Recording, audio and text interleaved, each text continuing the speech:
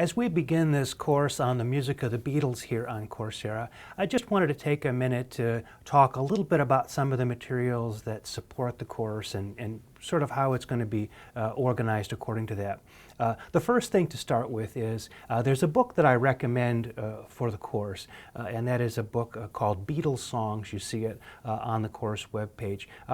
This book is really useful in the sense that it goes through the Beatles music we'll be talking about throughout this course, really in the same order, that is, in the order in which the music was released in the UK. So if you have the CDs or the files in the album running order, you really can pretty much listen to the music and read the book as you go. You know, read the entry about a particular song, then listen to the song, then read an entry about the song and listen to the song like that. It's a great way to learn the music and to have things to listen for when you're familiarizing yourself with the music. You'd be surprised how many things you thought you knew about these songs that you find out from this Beatles songs book.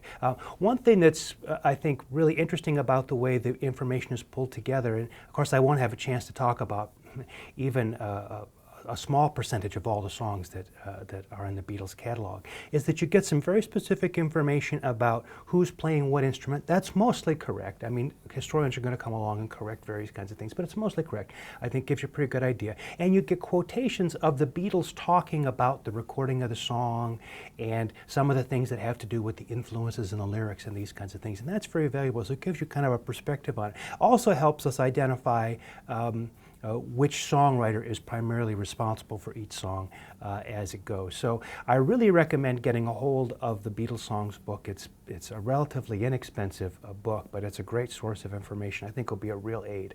A lot of this information you can also find on the internet, on Wikipedia, places like that. So you may choose to do that. But the Beatles Songs is I think, a fantastic little reference book. Very easy to read and a lot of fun to use. The other thing I want to talk about just briefly is we cannot, because of copyright restrictions, I cannot play music as I talk to you about Beatles music. Now, that may seem like, well, why would you even do it if you can't talk about the music? I think we can get a lot of things discussed, and a lot of I can direct your attention to a lot of things, but you're going to have to get the music yourself. I don't like it that it's this way. A lot of people probably won't like it that it's this way, but there just is no way legally we can include music in these videos without getting sued for it. So we don't want that to happen. So I'm leaving it to you to be able to find this music on the internet. Luckily, in most countries, this music is easily accessible via places like YouTube and other places like that. In the past, in these Coursera courses, members have gotten together and created playlists and posted. That's all up to you. As far as we here at Coursera and the University of Rochester are concerned, you're finding this music for yourself. I'm sorry it's that way, but the copyright laws are what they are, and there's nothing really we can do about that.